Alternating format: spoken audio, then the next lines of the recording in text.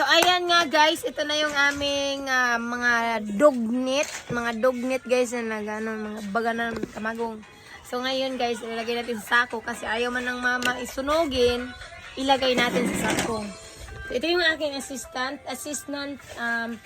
By the way guys, her name is... No, her name is not, Siling, Francine.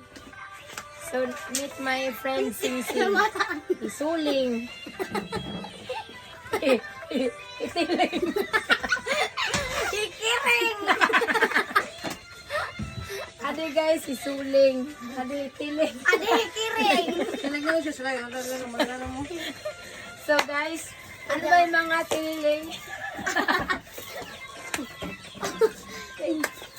Samahan nyo kami guys na balutin ang aming mga dugniting.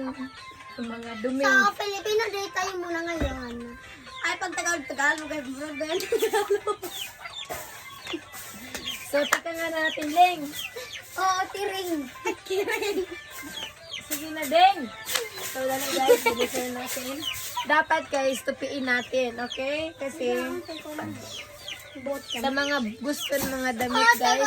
Okay tayo ngayon. Ito, color blue, 4 pesos. So guys, nag-live selling. Ito guys naman, maganda pa siya. Pwede siyang pang guys, pang gani.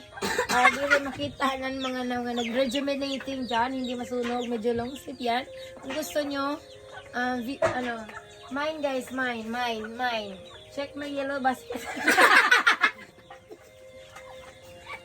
So guys, ito naman ay ating t-shirt. Pang lalaki guys, pang lalaki, color green. Size natin guys, small. Yan. Okay guys, check my yellow basket. The code guys is green. Okay, sino ang mag-mine? It's your turn. Sleeveless, black guys, black, okay, bagay ito sa mga pangano. Okay, nag-mine na guys. So, ito guys, pink, blue. Ang ating Pink, black, guys, maganda to sa taglamig. Okay, 'di ba? Sa mga rejuvenating, yung ayaw masunog ang ating mga skin. Pwede kayo nito. Ang code natin blue.